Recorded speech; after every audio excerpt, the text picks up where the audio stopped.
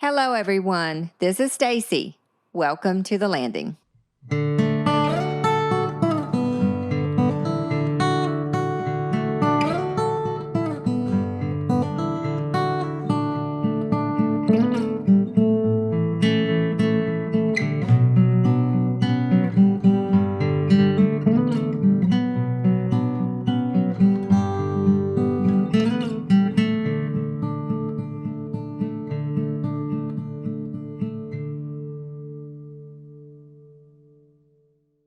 Welcome, everyone. Today, I am thrilled to introduce someone whose heart beats in rhythm with hoofbeats, a true champion for horses and a beloved member of our community. From childhood pony rides to dedicating her days to the care and advocacy of these majestic animals, our special guest has never wavered in her love for horses. She now pours her time, passion, and energy into our very own. She has become their voice, their shield, and their most devoted friend. Her story is powerful, her mission is inspiring, and her heart is nothing short of extraordinary. We appreciate her tremendously, and we know you will too. Listen in and learn from someone who's not just caring for horses, but changing their world for the better. Hello, everyone, and welcome back to The Landing. We have a treat in store today. I am very excited about the topic that we are going to be journeying through together today. Before we go any further, I would love for our guest to tell us your name, who's your crowd, and where you're from. Well, thanks for having me. I'm excited to get to talk to you. I'm Margaret Hassell Poindexter. My crowd is my mama was a Hassell from Beaufort. Her parents were Charles and Virginia. She grew up on Ann Street. And she met my daddy, Charles Poindexter, when she was in nursing school at Carolina. And one of her classmates introduced her to her brother. And that's how they came to be. One from the mountains, one from the sea. And they came together. And as they went along, they lived in different places all over the state. So I grew up in different towns: Raleigh, Chapel Hill, Goldsboro, ultimately Statesville. But Beaufort was the constant for me. Carteret County was the constant. It was like I didn't have a hometown, but it was as close to a hometown as somebody could have, because I came here to visit my grandparents, holidays, summers, and as I got a little bit older, I'd come down here by myself. My mama would put me on the bus to come down here and stay with my grandparents. So my most vivid, most intense childhood memories are about coming down here and being in this part of the world. And ultimately, I ended up back here twice now, once from 98 to 2002, and then again I came back for good, I guess, in 2014. So I love it. I love it. That's a little bit of my story. So well, thank you so much for being here. I really am very excited to learn from you today. Our topic is very near and dear to anyone who knows this area. And of course, that is our ponies, our horses in this area. So, if you will, tell us how you got involved in that and just kind of go from there. Sure. Share all the things. So, I like to say that I knew I loved horses before I knew I could walk, pretty much. And again, it goes back to my granddaddy, Charles Hassell, and coming down here, and he and his brothers. He had brothers, a brother in Beaufort, Gray Hassell, who had a boarding stable and raised horses in Beaufort. And then his other brother, Ray, also had horses for a while. But it goes back even farther in our family. I did some research a long time ago and found out that my granddaddy's grandmother was a Hancock, and her brother was Sterling Hancock, who was the sheriff of Carteret County at one time. And what I've read about him was that he was a big horseman and that he had banker ponies on a farm down east. If anybody listening knows where that was, I would love to know. But anyway, he apparently had horses and he raced them and was a big horse breeder. And so I guess it's in the genes, you know. But I can recall as a little girl, Granddaddy taking me to Shackleford and making it clear to me that that was their home and that we were the visitors. Yes, say it again. That is their home and we are the visitors. And in fact, I can very vividly remember sitting on the beach with him one day on Soundside Beach, and an obviously old horse was coming down the beach toward us. And he was either blind or partially blind. He had one eye that looked like it was very cloudy. And Granddaddy made me get up quietly and get out of his way so that he could pass by us without being startled or disturbed. And that just made a real impression on me, you know, it's our obligation to respect them and their natural behaviors and the way they live over there. I love that. Yeah. So when I was 10, he gave me my first horse, much to my parents' chagrin. And he was a banker pony. He came from Cedar Island, and he, I think, passed through a few hands before he came to be mine. He was getting on up there by the time I got him. But Tarzan, his name was Tarzan, and he was a spotted pony. He looked like, as far as I was concerned, Little Joe on Bonanza. He looked like his pony. But Tarzan was pretty well known in the community, and he took me all around Beaufort in the summertime. We kept him at Phil Thomas's farm, which was down on Steep Point Road, what is now Steep Point Road. And back then it was a dirt road, and there was nothing but farms around there.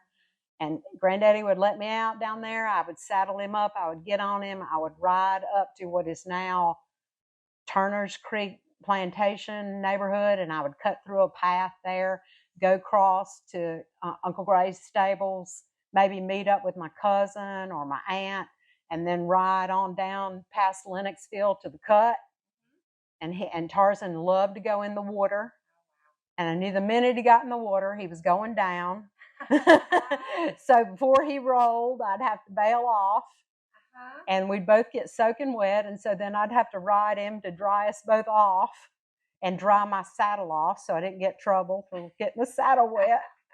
And we'd ride up to the dairy bar up near Huntley's. Remember the old dairy bar? I do. And I'd go to the window and order myself a cone on horseback, and then eventually ride back to Mr. Fields where he stayed. And I mean, that was a big part of the day. That was it. Yeah. You know, that was how I spent my time. And that cemented my love and my awe of these horses, because he was so smart and did so many things instinctively that I didn't understand at the time, but it's born of their natural survival instincts that they have developed over time. Yeah.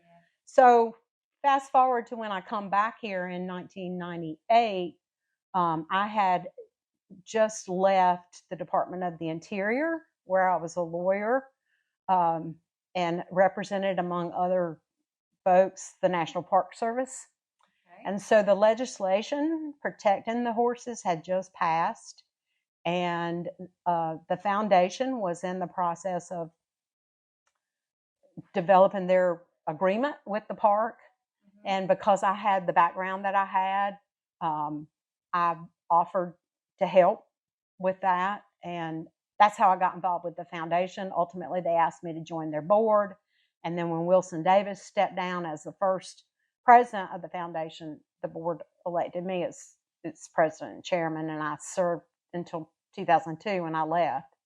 And then when I moved back here in 2014, they again asked me to reassume that role. So I've been doing it ever since, but it's incredibly rewarding, but it's also constantly changing. So you can't, take for granted what you think you've always known about them and what's going on over there.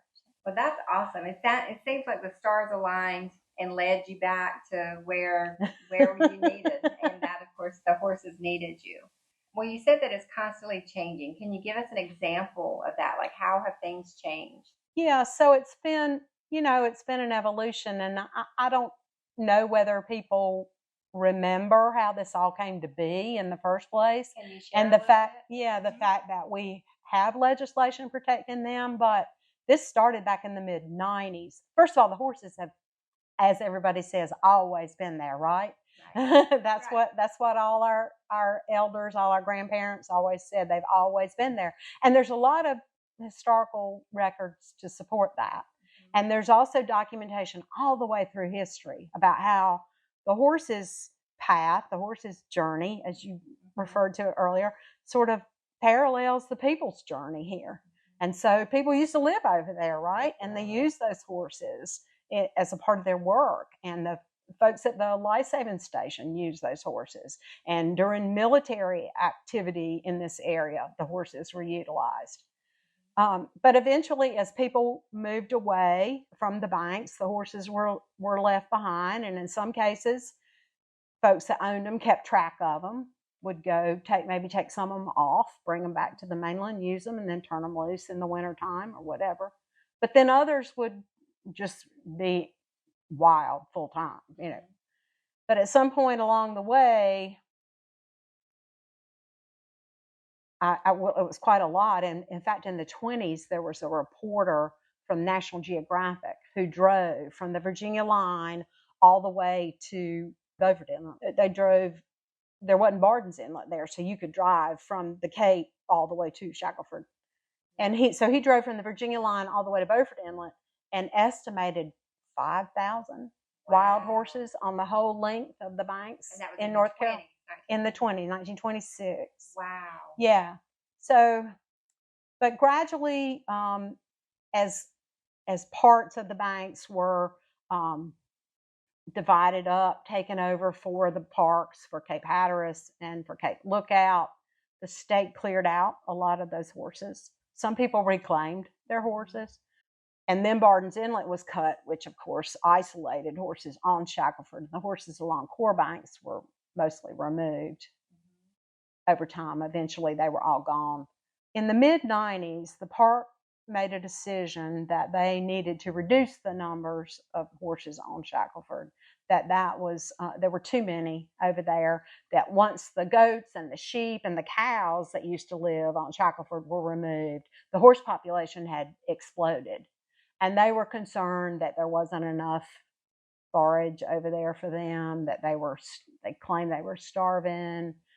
And local people got concerned about that because they, you know, first of all, if you think back to what happened about Shackleford and the cabins, and running people out of the camps, there was a lot of distrust. A whole lot of distrust and resentment. Exactly, exactly. So a lot of folks saw it as just a ruse, you know, and another way for the park to assert itself over local customs, local traditions, local history, local people. Right, right.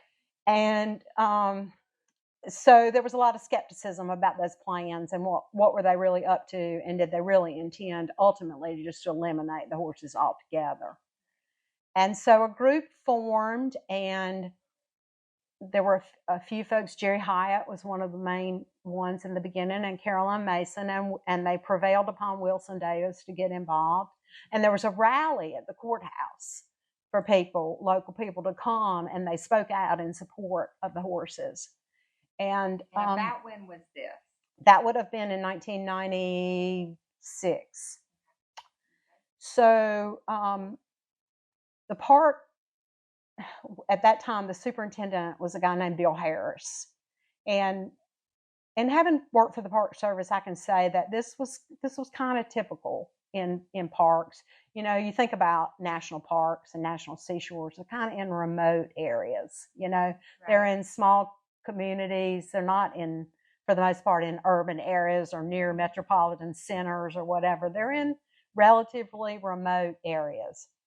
And people, there's something about, let's just say it, men who get in a place like that and they start to think of themselves as invisible and invincible, you know? Right. They're detached from their hierarchy, their management hierarchy, and they start to think that they can pretty much do what they want to. Right. And nobody will notice. Right. Right. And Bill Hare, and they also don't have sufficient respect or regard for local folks, you know? Yeah. And so he was very dismissive of the local folks and their desires about the horses, and basically decided he wasn't going to listen. He was going to do what he wanted to. And it became kind of an ego thing. And those local folks prevailed upon Congressman Jones, Walter V. Jones Jr., who was the late Walter V. Jones Jr., who was our congressman at that time, to help and to, sit down and meet with the Park Service and see if he could craft some sort of compromise. And Bill Harris made a fatal mistake. He basically said, I don't care what Congressman Jones wants. Wow. I'm going to do what I want to. Mm-hmm. Not the way to go. Right. Not too good. Yeah, and the thing was, it also became personal for Congressman Jones, not only because he'd been insulted, but he said, he always liked to say, I learned about these horses in the 4th grade in North Carolina history. I know how important they are to our state and to the people of this state. Mm-hmm. And then the other thing that caused him to be involved was that his wife was a horsewoman. Oh. She raised and showed Morgan horses. And so Joanne pretty much told him that he was going to fix this problem. That's awesome. And so he did. And these folks got together, these local folks, and formed a nonprofit and started reaching out to people all over the country to give them their expert advice about how the horses needed to be managed, what numbers, what was genetically viable, what was sustainable, what could be done. Wow, finding information from well, Carolyn Mason was remarkable because she was a librarian, and so she knew how to research and she knew how to obtain information and go to the sources, and that's what she did. And they reached out to people who could help further this cause, and then in turn fed all of this information to Congressman Jones. So when he filed this legislation and he went to his colleagues in Congress, and let's be clear, Congress was a much different place back then, much less partisan. There was much more cooperation, and particularly when you brought forward something that had to do with your local area, your colleagues in Congress were respectful of that. Right. But by the same token, this was unique because what he was doing, every park has what we call its enabling legislation, which creates the park. And within that enabling legislation, it says, these are your purposes. This is why we're creating you. You're going to, preserve this battlefield, or you're going to preserve this seashore and the flora and the fauna, the birds, whatever, within that seashore. That's your charge. And it's set out in the legislation. What he was doing was adding to that legislation the park's responsibility to preserve and protect the wild horses. Because before that time, it wasn't explicitly stated. It wasn't, and they were also considered exotic species. In other words, they had been taken there by humans and left behind. So they matter that it was hundreds of years. Right. That's right. And not to mention they didn't take into consideration their historical significance. Right. And their cultural significance, the role that they play in telling the story of this place. Right. They wouldn't consider that. And so he basically rewrote the enabling legislation of Cape Lookout National Seashore and said, this is also now a part of your responsibility, a part of your charge to preserve and protect. Mm-hmm. And by the way, you're going to do this together with this nonprofit, the Foundation for Shackleford Horses. Wow. And that had never been done in the history of the Park Service. That was a whole new territory. And of course, heads exploded in the Park Service when he said that. We have to deal with an outside party, right, and make management decisions? What? Uh-huh. Yeah. So there was a lot of resistance to that, obviously, initially. But as I said, he pulled together his colleagues from both sides of the aisle. At that time, The head of the Senate was Harry Reid, who was a Democrat. Walter was a Republican. And Harry Reid said, well, we have wild horses out west. I know exactly what you're talking about. I understand this. I can appreciate this. These sound like really special horses. Sure, I'm with you on this. And so he rallied the Senate support, and the bill passed overwhelmingly. I can't pull the numbers out of my head, 400 and something to 6. I can't remember. It was unbelievable. But then the next stop was to the president's desk. And the president at that time was Bill Clinton. Well, in Bill Clinton's second term, his chief of staff was a gentleman from North Carolina named Erskine Bowles. Yep. And Walter didn't know Erskine. They had not really, crossed paths over the years. But he spoke to him on the phone, and Erskine said, I learned about those horses in the 4th grade in North Carolina history. Well, of course, I will get the president to sign this. Wow. And so he did. And that's how it became law. That is amazing. And that has been the relationship since 1998, that those horses have been protected, and we have partnered with the National Park Service to manage them ever since. Now, what type of protection do you all ensure for those horses? So the legislation sets a target range of the herd, which is no less than 110, but between 120 and 130 horses in the herd. Those numbers were derived upon the advice of an equine geneticist at Texas A&M, who said that within that range, we could be comfortable that we maintain sufficient genetic diversity in the herd so that we don't have genetic problems. Right. We don't become a closed, start having inbreeding issues, deformities, things like that, that we will have sufficient genetic diversity in the herd at those numbers. But that's balanced against available resources, of course. And so notwithstanding that target range, we have to always be mindful of there being sufficient resources out there and maintaining the viability of the overall herd. So it's not just about genetic variability, but is there enough out there for them to eat? Is there enough water? Is there enough land? But then the protections also allowed the Park Service to implement regulations to protect them just like any other wildlife in a park is protected. So that means people can't touch them. They can't harass them. They cannot get too close. They cannot disturb them. They cannot offer them things to eat. All of that kind of stuff that you wouldn't do or you're not supposed to do with bison or bears or what any other wildlife you would encounter. And it stipulates that any horses that have to be removed become the property of the foundation, and we in turn have a plan to allow for adopting those horses out once they come to us. Well, that's comforting to know. That's yeah. Good. Yeah. But the management philosophy is pretty much hands off for the most part. We leave them alone to engage in their natural behaviors. So we don't feed them.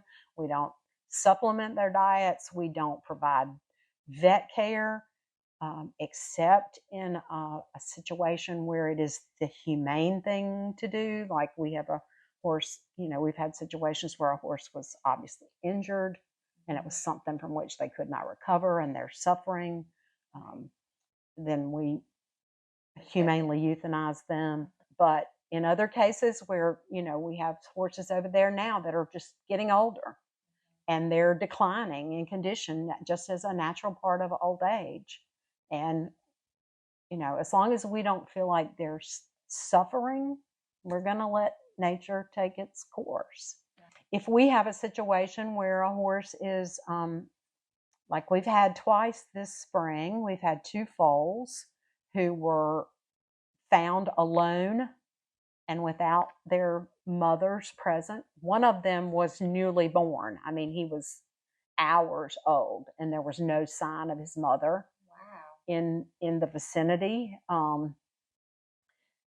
then we're going to intervene and we're going to remove that baby, because otherwise we're going to lay there and watch it die on the beach, you know. And that's, I mean, and it's not, it's at that point it cannot survive in the wild on its own.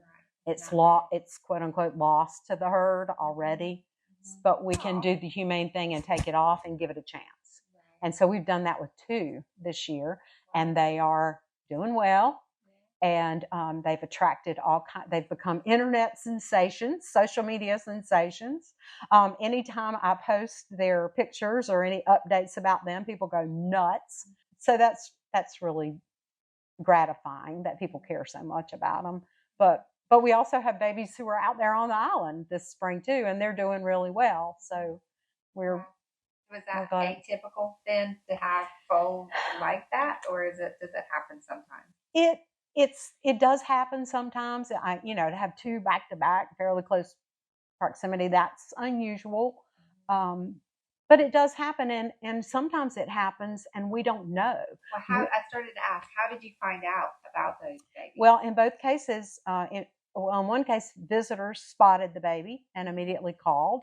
Wonderful. The park, or they called 911 and were routed to the park. I'm not sure which, but anyway, they got in touch with the park, and eventually the horse biologist, Dr. Stuska, and she went out there, and the baby was rescued. In the other case, one of the private tour guide boats happened to see the baby down. In fact, they weren't even sure it was a baby at first, but as they got out the binoculars and looked, figured out it was a foal down in the mud. It was on the sound side. The other one was on the beach side. It was down in the mud, and they called and alerted the park, and we got out there to them.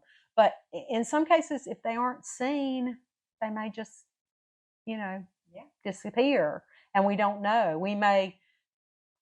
It may be a situation where we know the mare's pregnant, and then one day she doesn't look pregnant anymore, and we don't know what happened. Right. Or it could be a situation where we see a foal, and she has a foal with her for a while, and then the foal, for some reason, is not there anymore. And it just so happened in this case, they were both spotted, and we were alerted, and so we're grateful for that. Yes, and the right steps were taken. Mm-hmm. The folks didn't intervene, they called. Exactly.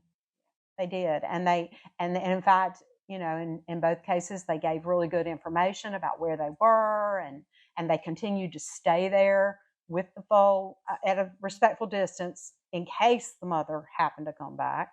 Right. But stayed in contact, kind of updating what was going on with it. So we were really grateful for their help. Big, yeah.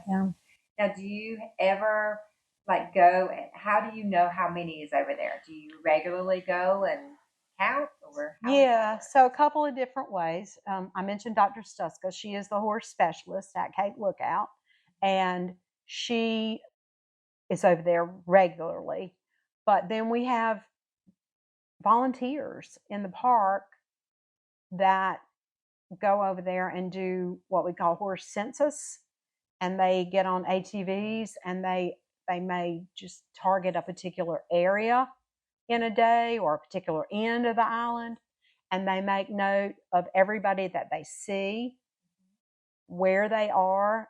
Most of them they can identify based on where they are regularly and who they're with.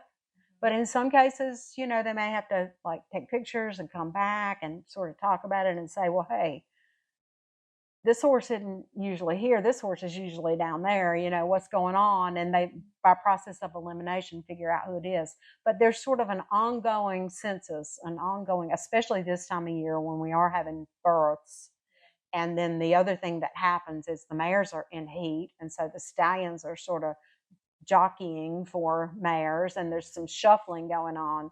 It's really important to sort of stay, on top of who's where and what's happening. Right. And so that process is ongoing. And then the other thing that we have now, we started a program. We actually tried to launch it before COVID, and COVID kind of scuttled it for a couple of years. But we did some research several years ago about messaging and public education. and how we communicate to visitors how to be around the horses and how to be respectful and how not to interfere with them, and what sort of messaging were the visitors hearing, and or where were they getting their messaging. And what we discovered was that our brochures, our rack cards, our website, being seen. It's all pretty work, but it's not really penetrating. The most effective way to communicate with people is one-on-one, and what they hear from folks. And so, the ferry captains, to some extent, were doing a good job communicating. But then, as you know, a lot of times people are going out on the ferries and they're messing with their kids, or they're putting on sunscreen, or they're, watching whatever, and they don't even hear that. Right. So we decided that we wanted to form a patrol of folks, volunteers, who could be on the ground over there and greet visitors and answer their questions about horses, or alternatively, if they came upon somebody who had missed the message, ask them to step back, step away, maintain a respectful distance. And by the way, let me tell you about this horse. If you'll step back here with me, we can see this, and I'll tell you who this is and what's going on here in this family, or whatever, know. So we, like I said, we tried to launch that pre-COVID, and COVID scuttled it. And so we started, this is our third year that and the group has grown bigger each year. We partnered with Rachel Carson Reserve for volunteers to go out in pairs. They wear these bright yellow vests that say Pony Patrol, and they are on foot on the island, and they're greeting visitors, and they're telling them to put their dog on a leash or step away, or, answering questions. But they'll also, if they're over there without a bottle of water, they'll give them a bottle of water or a leash, or they, even carry trash bags in their backpack. They can pick up trash if they see it. Right. And they have been invaluable, because they also report back to us what they see. And so we know things, for example, like, oh, guess what? So-and-so mare is now with this stallion, or I love that. Or we've got a new baby, on the East End, or whatever. And they send us pictures constantly. And so they're adding to our census information too. And it's been incredible. And we've had a baby this year who is on the crossover that's right there, pretty close to where the ferry to the West End puts off visitors. Okay. And so that baby and her family are right there where people are constantly going. Right. Visitors are coming in droves all day long. And that Pony Patrol crowd has taken it upon themselves to station somebody out there almost every day. They work in 4-hour shifts. Wow. And they've had somebody out there almost every day since she was born to keep an eye on her and to keep people away from her. Wow. But do it in a way that it provides an educational experience for them. Right. They tell the visitors things about the mama and the baby and the stallion and the old mare who's like they call her the crazy aunt, who kind of keeps the baby, away, and things like that. And so they're affording those visitors an experience with the horses that, you can't get if you just go over there by yourself. Much more edifying than just taking a picture and saying, "Oh, look, there's a, foal." Yeah. Exactly. Exactly. I love that. Yeah. Oh my goodness. So they've just been wonderful, and I'm so overwhelmed every time I hear from them. Yeah. Oh, that's great. How can if folks that are listening would like to get involved, how can they do that? So the Pony Patrol, we put out an announcement. The park puts out an announcement for Pony Patrol applicants, usually in January. Okay. And they can go online and you fill out an application. From the Park Service? From the Park Service. Okay. If you want to you can do both Park Service and Rachel Carson Reserve, the horses you can see across from Beaufort, as we say. You can do both places, but you got to fill out an application with each place. And so you can work in both locations, or you can just work Shackleford if you want to. But you fill out an application, and then there's an interview process. We talk to people about what their interests are, and if they're really capable of going out there, and not to mention explain to them, hey, it sounds fun, but it's it's hot. It's hot. It's humid. And you're walking, and it's buggy, and so just make sure that you're really up for this. Right.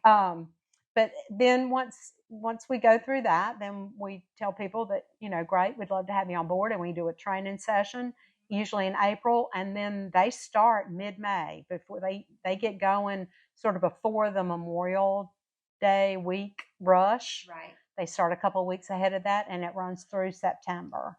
And we expect people to work, at least, I want to say four or five shifts a month. Mm-hmm. So you're looking at about a 20-hour commitment a month. Do they ride over on the ferry? They ride over on the ferry. The ferry takes them over, and like I said, they go in pairs. Although some people just like to go by themselves, that's fine too. But they can do West End Shackleford, East End Shackleford, either one they prefer. There's not a ferry that goes to the middle of the island, so we don't have that covered. But yeah, so that's people should look out for that announcement. Any other volunteer opportunities that we have with the foundation and the park, like cleanup days over there or things like that, we always put that out on social media too. Follow us on Facebook. So you have a Facebook page? We have a Facebook page. We do. We are not a membership organization. We weren't. The foundation wasn't set up that way in our original charter. We're more of a foundation, than a like a membership group. But occasionally we do have needs for volunteers, and we always put that out there on what Facebook. What is the official Facebook page name for folks? Foundation for Shackleford Horses. Okay. Right. This is awesome. Is there anything that we haven't covered that you would love to say to the folks listening? I just want to say what my granddaddy said to me in the beginning, which is just please be mindful of the fact that it's their home and we're the visitors. I use the term a lot, and I'm not sure I'm using it correctly because I know it wasn't originally conceived in this context, but I use the term microaggressions. We went through this discussion recently. We revised some of our publications, and we kept saying things like, don't interfere with the horses. Well, if you ask a person, they're going to say, I'm not interfering, But what they don't realize is if you cause that horse to do something other than what it was naturally inclined to do, whether it be walk down the beach to the watering hole, or it was laying down resting and it got up, or that baby was nursing and mama saw you out of the corner of her eye and she moved on, and so the baby had to stop and catch up with her. Those things have altered that horses, the course of its daily activities. And then you compound that with every visitor that comes through there over the course of a whole summer, together with the heat and the bugs and the opportunities to graze and rest and drink. That creates a stress on that animal that starts to have an effect.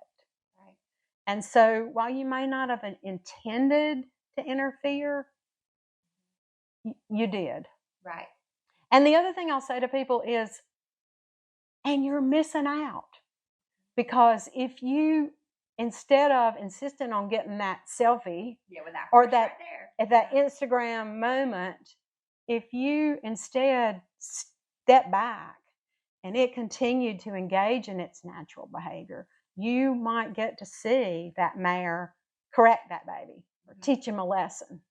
Or you might get to see two horses grooming each other, Right.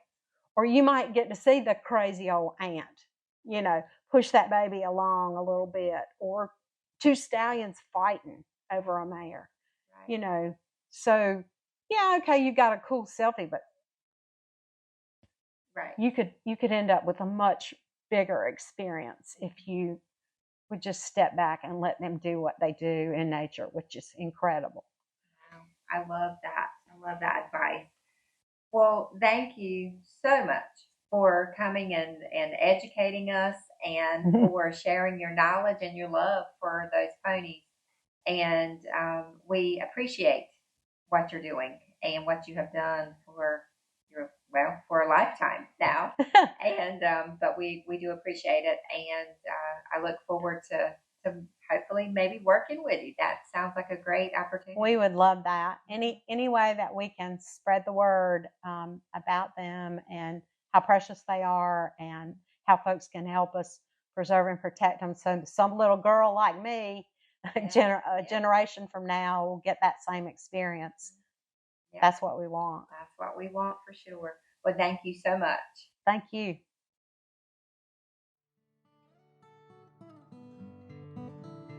Thank you again for joining us to The Landing. This podcast is brought to you by the Core Sound Waterfowl Museum and Heritage Center.